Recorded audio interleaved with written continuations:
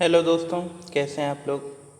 आज के इस वीडियो लेक्चर में हम स्टार्ट करेंगे पादप जीवन चक्र तथा संतति या फिर पीढ़ी एकांतरण।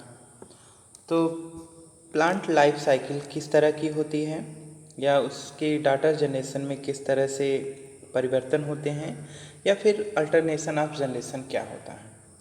तो जनरली अल्टरनेशन ऑफ जनरेशन जो पीढ़ी एकांतरण होता है और जीवन चक्र होता है या फिर संततियाँ होती हैं, उसमें इन तीनों में एक रिलेशन होता है। नॉर्मली क्या होता है कि जैसे एक प्लांट है, मान लेते हैं ये एक पौधा है एग्जाम्पल के तौर पे, और इससे एक नए पौधे की उत्पत्ति हुई, एक दूसरे पौधे की उत्पत्ति हुई।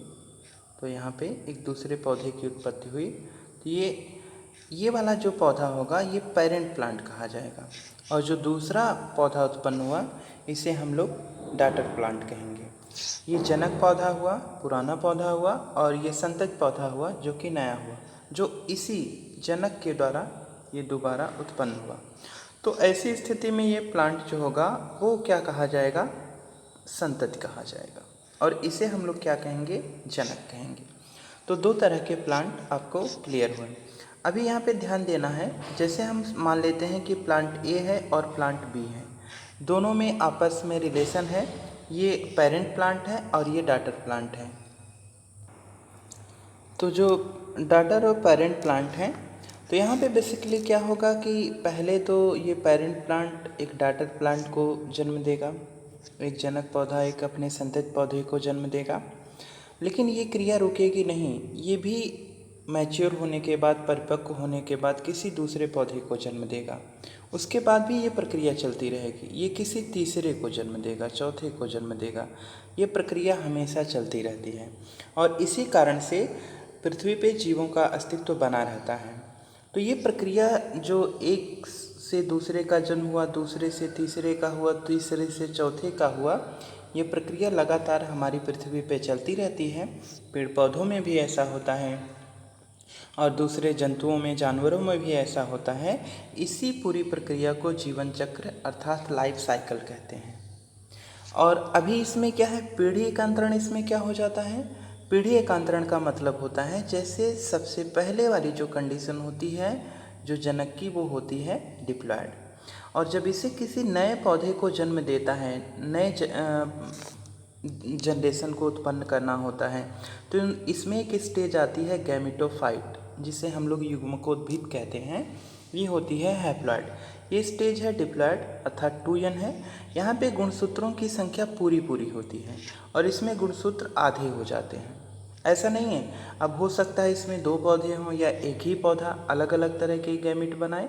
तो इस तरह से इसमें गैमेटोफिटिक एक स्टेज आ जाती है, एक अवस्था आती है जिसमें गुणसूत्रों की संख्या आधी होती है। फिर इन दोनों के बीच में निषेचन होता है, अर्थात इसमें एक गैमेट दूसरे गैमेट के साथ फ्यूज कर जाता है। फिर से स्टेज बनती है 2n वाली। तो आप ध्यान दीजिए, शुरुआत कहाँ से हुई थी, 2n से, अंत कहाँ पे हुआ, फिर से 2n पे। तो ये अवस्था 2n वाली पहले शुरू होगी, फिर बाद में ये स्टेज आएगी, ये वाली स्टेज आएगी गैमेटोफिटिक। उसके बाद फिर इन दोनों का फ्यूजन होगा और पुनः यही कंडीशन आएगी। तो कहने का मतलब कि गैमेटोफिटिक स्टेज और उसके बाद sporophytic stage, haploid stage, diploid stage, ये दोनों क्रमशः आती रहती हैं। इस तरह से आप इसे जैसे केमिस्ट्री में रिवर्सिबल का रिएक्शन शो करते हैं, उसी तरह से ये भी रिवर्सिबिलिटी शो करती है। तो हैप्लॉयड स्टेज और डिप्लॉयड स्टेज दोनों एक दूसरे के बाद क्रमशः आती रहती हैं। इसी को हम लोग अल्टरनेशन ऑफ जनरेशन, पीढ़ी एकांतरण कहते हैं। तो आइए अब हम इस पूरे लेक्चर को यहाँ थियरी में डिस्कस करते हैं कि क्या क्या इसमें परिवर्तन होते हैं। तो पादप में जो अगुणित या द्विगुणित कोशिकाएं होती हैं, उनमें जो विभाजन की क्रिया होती है वो माइटोसिस के द्वारा होती है। अभी आपको अगले लेसन में पढ़ाया जाएगा सेल डिवीज़न। तो सेल डिवीज़न एक इम्पॉर्टेंट टॉपिक है, आपने 9th क्लास में थोड़ा बहुत पढ़ा होगा। तो यहाँ पे ध्यान दीजिए कि कोशिका जो जैसे एक कोई सिंगल सेल होती है, अगर वो डिवाइड करके दो नई सेल बना ले तो ऐसी स्थिति को माइटोसिस कहा जाता है। और अगर एक कोई सिंगल सेल है और अगर वो डिवीज़न करे और 4 नई कोशिकाएं बनाए तो ये कंडीशन मियोसिस कही जाती है। तो माइटोसिस में क्या होगा, इसे हिंदी में कहेंगे समसूत्री विभाजन। सम माने बराबर, तो एक कोशिका से दो कोशिकाओं का निर्माण हुआ, तो ये हुआ समसूत्री विभाजन। यहाँ पे सम और अर्धसूत्री में थोड़ा बेसिक डिफरेंस है, आप गणित के हिसाब से देखेंगे तो दिक्कत आएगी, आपको बायोलॉजी के अकॉर्डिंग चलना है। तो समसूत्री विभाजन में अगर यहाँ पे गुणसूत्रों की संख्या एग्जाम्पल के तौर पे अगर हम मान लेते हैं 46 है, तो इन दोनों कोशिकाओं में भी गुणसूत्रों की संख्या 46 होगी। जबकि जो अर्धसूत्री विभाजन होगा, मियोसिस डिवीजन होगा, उसमें 1 से 4 नई कोशिकाएं बनेंगी और इसमें अगर गुणसूत्रों की संख्या 46 है तो इन चारों कोशिकाओं में गुणसूत्रों की संख्या 46 न होकर आधी हो जाएगी, तो इसी को कहेंगे अर्धसूत्री विभाजन। तो जो मियोसिस डिवीजन होता है वो गुणसूत्रों की संख्या आधी हो जाती है, इस वजह से उसे अर्धसूत्री कहते हैं।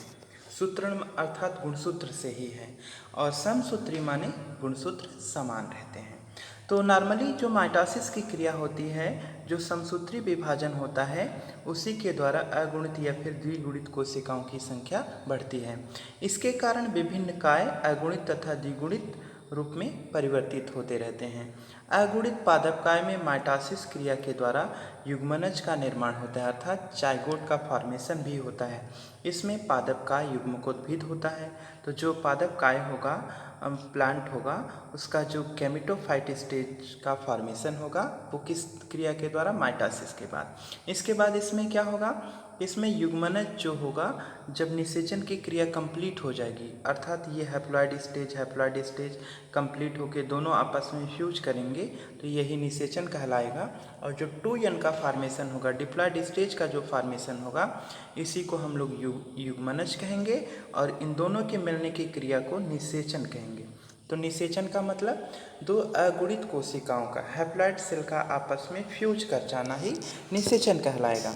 और जबकि इन दोनों का जुड़कर 2n का फॉर्मेशन करना जाइगोट का फॉर्मेशन अर्थात युग्मनज का निर्माण कहलाएगा। तो इस तरह की क्रिया होती रहती है, जिसके कारण द्विगुणित स्पोरोफाइट पादप काय का फॉर्मेशन होता है, अर्थात ये जो हैप्लॉइड सेल होती हैं जब आपस में फ्यूज कर जाती हैं तो डिप्लॉइड सेल का फॉर्मेशन हो जाता है।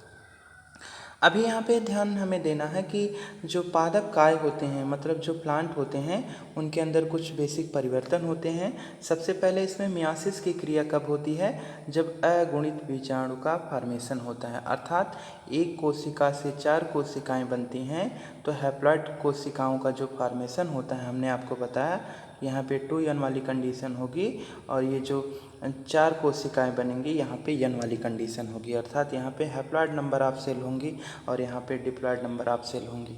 तो इस तरह से जब मियोसिस की क्रिया होगी, अर्धसूत्री विभाजन होगा, तो अर्धसूत्री विभाजन के द्वारा ही अगुणित बीजाणु अर्थात स्पोर का फॉर्मेशन होगा। ये अगुणित बीजाणु जो होंगे ये पुनः माइटोसिस डिवीजन करेंगे, अर्थात समसूत्री विभाजन करेंगे और अपनी संख्या को बढ़ाएंगे। इस प्रकार किसी भी तरह के प्लांट के अंदर जो लैंगिक जनन की क्रिया होगी, उसके जीवन चक्र में युग्मकों का निर्माण होगा, और जो कि अगुणित युग्मक बनेंगे, गैमेटोफाइट बनेंगे, और फिर उनसे द्विगुणित युग्मकों का निर्माण होगा, मतलब डिप्लॉइड स्पोरोफाइट का फॉर्मेशन होगा। और ये पूरी प्रक्रिया ही क्या कहलाती है, पीढ़ी एकांतरण संतति या फिर पीढ़ी एकांतरण कहलाती है, अल्टरनेशन ऑफ जनरेशन कहलाती है। तो नॉर्मली मैंने आपको शुरू में ही बताया था कि डिप्लॉइड स्टेज से हैप्लॉइड स्टेज का फॉर्मेशन होना, द्विगुणित अवस्था से एक गुणित अवस्था का फॉर्मेशन, और एक गुणित अवस्था से पुनः, मतलब यहाँ पे जो हैप्लॉइड स्टेज है, जब ये फ्यूजन की क्रिया होगी तो पुनः इसमें डिप्लॉइड स्टेज का फॉर्मेशन होगा। तो डिप्लॉइड से हैप्लॉइड और हैप्लॉइड से डिप्लॉइड का फॉर्मेशन होना ही क्या कहलाता है, अल्टरनेशन ऑफ जनरेशन, पीढ़ी एकांतरण कहलाएगा। अभी यहाँ पे हम देखेंगे कि जो पीढ़ी एकांतरण की क्रिया होती है वो अलग अलग तरह के प्लांट्स जो होते हैं उनमें अलग अलग टाइप से होती है। इसमें जैसे कुछ पौधों के विषय में अगर आप देखेंगे तो खास रूप से जिसमें स्पोरोफिटिक स्टेज होती है, उसमें जो स्पोरोफाइट होता है वो केवल एक कोशिका या फिर युग्मनज जाइगोट वाला होता है, उसमें से कोई मुक्तजीवी स्पोरोफाइट नहीं होता है। अब यहाँ पे ध्यान देने वाली बात क्या है कि जो युग्मनज होते हैं अर्थात जो जाइगोट होते हैं, उन जाइगोट में मेयोसिस विभाजन होता है, अगुणित बीजाणुओं का निर्माण भी होता है और अगुणित बीजाणु जो होते हैं माइटोसिस डिवीजन करते हैं, जिसके बाद पुनः ये युग्मकोद्भिद गैमेटोफाइट का बना लेते हैं। और ये पौधे जो होते हैं प्रभावी, प्रकाश संश्लेषी और मुक्तजीवी युग्मकोद्भिद होते हैं, गैमेटोफाइट होते हैं। इसमें से बहुत तरह के अगर आप प्लांट देखेंगे तो कई तरह से इसमें इनका जो जीवन चक्र होता है वो अगुणित, मतलब जो गैमेटोफिटिक स्टेज होती है वो एक तरह से डोमिनेंट फेज होती है। जैसे बहुत सारी शैवालें होती हैं, एग्जाम्पल के तौर पे वालबाक्स, स्पायरोगायरा, क्लेमाइडोमोनास, और इनकी कुछ और प्रजातियां होती हैं जिसमें इस तरह की कंडीशन देखने को मिलती है।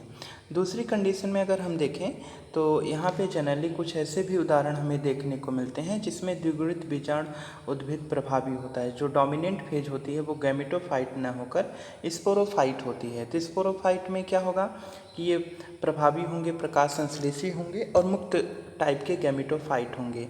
और इसमें कुछ कोशिकाएं अगुणित होती हैं और जिनका जो पूरा का पूरा जीवन चक्र होता है वो ज़्यादातर किस पे डिपेंड करता है, द्विगुणित डिप्लॉयड स्टेज में कंप्लीट होता है, अर्थात ये स्पोरोफाइट। डोमिनेंट फेज इसमें क्या होगी, स्पोरोफाइट। पहले वाले में क्या थी, गैमेटोफाइट। अब एक सवाल जो होगा इसमें, जैसे फ्यूकस स्पीसीज है, इसमें इसी तरह की कंडीशन देखने को मिलती है। जनरली यहाँ पे जैसे सभी तरह के जो बीजी पादप होते हैं, एग्जाम्पल के तौर पे जो जिम्नोस्पर्म और एंजियोस्पर्म होता है वो डिप्लॉयड फेज, अर्थात उनमें जो डोमिनेंट फेज होती है वो स्पोरोफाइट होती है, जिनमें युग्मकोद्भिद अवस्था कुछ समय के लिए ही होती है और कुछ बहुकोश की अवस्था ये ज़्यादा टाइम के लिए डोमिनेंट फेज में दिखाई नहीं देती है। इसी कड़ी में हम देखेंगे ब्रायोफाइट और टेरिडोफाइट जो होते हैं। ब्रायोफाइट और टेरिडोफाइट प्लांट जो होते हैं इसमें जनरली क्या होती है, ये अवस्था मिश्रित अवस्था होती है। मतलब इसमें जो गैमेटोफाइट और स्पोरोफाइट होता है वो दोनों लगभग समान अवस्थाएं होती हैं। और ऐसी अवस्था जो होती है इसमें प्रभावी मुक्त प्रकाश संश्लेषण थैलसाभ, अर्थात जो थैलॉइड होता है, जो थैलस होता है वो सीधी अवस्था में अगुणित अवस्था जो युग्मकोद्भिद अर्थात गैमेटोफाइट होता है। साथ ही इसमें कुछ बीजाणु उद्भिद अवस्था स्पोरोफाइट, दोनों एक दूसरे में बराबर सी अवस्थाएं होती है। इसमें कोई भी स्टेज डोमिनेंट नहीं देखी जाती है। इसमें पोषण की जो क्रिया होती है युग्मकोद्भिद पर, गैमेटोफाइट पर ज़्यादातर डिपेंड होती है। साथ ही इसमें पीढ़ी एकांतरण सभी ब्रायोफाइट में ऐसा ही इसी पैटर्न पे होता है। तो जितने भी ब्रायोफाइट्स होते हैं उसमें गैमेटोफाइट और स्पोरोफाइट स्टेज जो होती है वो एक जैसी होती है, उसमें कोई भी डोमिनेंट फेज हमें देखने को नहीं मिलती है। यहाँ पे जनरली अगर हम देखें तो जो गैमेटोफाइट और स्पोरोफाइटिक जो स्टेज होती है इसमें जैसे ज़्यादातर जो प्लांट्स होते हैं अगर उसमें जनरली हम देखें तो द्विगुणित जो बीजाणु होते हैं वो प्रभावी होते हैं, मुक्त प्रकाश संश्लेषी होते हैं। इनमें संवहनी पादपकाय, मतलब इनका जो थैलस होता है वो संवहनी, अर्थात उसमें वैस्कुलर सिस्टम होगा। जाइलम फ्लोएम कोशिकाएँ होती हैं, ये बहुकोशिकीय होते हैं, मृतजीवी होते हैं, अर्थात मरे हुए सड़े गले पदार्थों पे डिपेंड होते हैं। साथ ही स्वपोषी भी टाइप के होते हैं इसमें कुछ, जिनकी अल्पायु होती है, बहुत कम समय के लिए सर्वाइव करते हैं। गैमेटोफाइट से पीढ़ी एकांतरण करने का काम करते हैं। साथ ही ऐसे पैटर्न अगुणित जीवन चक्र जो कि गैमेटोफाइट पे डिपेंड करते हैं, जिनमें कोई भी चीज़ डेफिनिट नहीं होती है, निश्चित नहीं होती है, तो उन्हें अगुणित जीवन चक्र कहा जाता है। अभी यहाँ पे इसके कुछ अपवाद भी हैं। एग्जाम्पल के तौर पे जैसे हम देखें तो अधिकांश शैवालें जो होती हैं वो अगुणित पैटर्न पर ही होती हैं, मतलब इनमें डिप्लॉयड और हैप्लॉयड फेज कोई ज़्यादा फिक्स नहीं होती है, जिसका कोई क्लियर नहीं है। इनमें से जैसे एक्टोकार्पस है, पॉलीसाइफोनिया है, कल्प है, इनमें अगुणित द्विगुणित पैटर्न, दोनों तरह के पैटर्न देखने को मिल सकते हैं। साथ ही कुछ जैसे इसमें फाइकस हैं, शैवालें हैं, तो शैवालों में द्विगुणित पैटर्न देखने को मिलता है। तो इस तरह से अभी हम इसे एक फिगर के माध्यम से समझेंगे। ये पूरा का पूरा जो थियरी है इस फिगर में यहाँ पे ऐसे आपको दिख रही है। यहाँ पे डिफरेंट टाइप के फिगर को दर्शाया गया है, जिसमें आप देख रहे हैं कि अलग अलग जो जीवन चक्र है यहाँ पे अलग अलग के लिए दर्शाया गया है। जिसमें जो फिगर नंबर है, मतलब पहला है, लाइफ साइकिल वो अगुणित है, हैप्लॉइड फेज डोमिनेंट फेज है। फिगर नंबर ब में अर्थात फिगर नंबर बी में द्विगुणित जो स्पोरोफिटिक स्टेज है वो डोमिनेंट है, जबकि जो फिगर नंबर स है अर्थात सी वाली जो कंडीशन है इसमें अगुणित और द्विगुणित दोनों फेज दोनों बराबर सी दिख रहे हैं। तो इसको आइए हम फिगर को डिस्कस करते हैं यहाँ पे। तो सबसे पहले फिगर में आप यहाँ पे देखिए, तो यहाँ पे जो कंडीशन आपको देखने को मिल रही है, ये वाला जो ब्लू कलर से दर्शाया गया है, ये इसमें ये वाली स्टेज जो है वो स्पोरोफाइट स्टेज है, स्पोरोफिटिक स्टेज है। तो स्पोरोफिटिक स्टेज का मतलब जनरली क्या हुआ, ये डिप्लॉयड फेज है। यहाँ पे जो क्रोमोसोम नंबर है वो पूरी तरह से डबल हैं, डिप्लॉयड हैं। और इसमें आप देखिए युग्मक का जब संलयन होता है, फ्यूजन की क्रिया होती है, तो युग्मनज जाइगोट का फॉर्मेशन होता है और जाइगोट जो होता है वो पूरी तरह से क्या होगा, डिप्लॉयड फेज में होगा। तो लेकिन ये स्टेज आप देख रहे हैं काफ़ी छोटी सी स्टेज है, बाकी फिगर में इसका स्थान काफ़ी कम है। ऐसा इस वजह से क्योंकि ये जो डिप्लॉयड फेज है, जो स्पोरोफिटिक स्टेज है, बीजाणुभिद अवस्था है। बीजाणुभिद अवस्था कैसी होती है, डिप्लॉयड होती है। ये अवस्था छोटी दिख रही है, तो ये रिसेसिव हुआ, अप्रभावी अवस्था हुई। जबकि ये जो गैमेटोफिटिक स्टेज है आप देख रहे हैं इसमें एक लंबा सा टाइम लगा है, काफ़ी लंबा सा पीरियड है। तो इसमें जो डोमिनेंट फेज है होगी वो क्या हो जाएगी, गैमेटोफिटिक स्टेज होगी, अर्थात जो युग्मकोद्भिद अवस्था होगी वो डोमिनेंट फेज होगी। तो इस फिगर में युग्मकोद्भिद अवस्था जो अगुणित अवस्था है वो क्या है, डोमिनेंट है। फिगर नंबर बी में अगर हम डिस्कस करें तो जस्ट इसका अपोजिट है फिगर नंबर बी। इसमें जो स्पोरोफिटिक स्टेज है इसका टाइम काफ़ी ज़्यादा है, तो यहाँ पे ये डोमिनेंट फेज होगा। ये क्या होगा, डोमिनेंट फेज होगा, जबकि ये रिसेसिव फेज होगी। ये प्रभावी अवस्था है और ये अप्रभावी अवस्था है, आपने जेनेटिक्स में पढ़ रखा है। तो यहाँ पे जो स्पोरोफिटिक स्टेज है, बीजाणुभिद अवस्था है, वो डोमिनेंट फेज में है इस लाइफ साइकिल के अंदर, जबकि जो गैमेटोफिटिक स्टेज है वो बहुत कम समय के लिए दिखाई देती है। तो इस तरह से आप इसे देख पा रहे हैं। इसी तरह से अगर हम फिगर नंबर सी की बात करें, स की बात करें, तो यहाँ पे आप देख रहे हैं लगभग जो स्पोरोफिटिक स्टेज है, डिप्लॉयड वाली फेज है, जो हैप्लॉयड वाली फेज है, दोनों लगभग बराबर सी दिख रही हैं। तो इस तरह से इस फेज के अंदर न तो गैमेटोफिटिक डोमिनेंट है न ही स्पोरोफिटिक डोमिनेंट फेज है, दोनों लगभग समान तरह की दिख रही हैं। तो इस तरह से सभी तरह के प्लांट जो कि 5 जगत में डिवाइड किए गए हैं, अगर आप उन्हें देखेंगे तो इसमें ये गैमेटोफिटिक और स्पोरोफिटिक स्टेजेस आती जाती रहती हैं। अब इसमें डिपेंड करता है कि गैमेटोफिटिक अगर लंबा समय लेता है तो इसमें जो गैमेटोफिटिक स्टेज होगी अर्थात जो अगुणित अवस्था होगी वो प्रभावी होगी, जबकि अगर इसके विपरीत अगर जो स्पोरोफिटिक स्टेज है, जाइगोट वाली कंडीशन है, डिप्लॉयड वाली कंडीशन है, अगर वो लंबा है, वो टाइम पीरियड अगर लंबा है, तो इसमें जो डोमिनेंट फेज होगी वो स्पोरोफिटिक होगी, बीजाणुभिद अवस्था होगी। तो बाकी किसी भी तरह के कन्फ्यूजन के लिए आप कमेंट करिए, हम रिप्लाई करेंगे। यदि मेरा वीडियो आपको पसंद आए तो इसे लाइक करना ना भूलें, साथ ही शेयर करें और चैनल को सब्सक्राइब करना ना भूलें, और साथ ही बेल आइकन को भी प्रेस करें ताकि सभी वीडियो की नोटिफिकेशन आपको सबसे पहले मिलती रहे। धन्यवाद।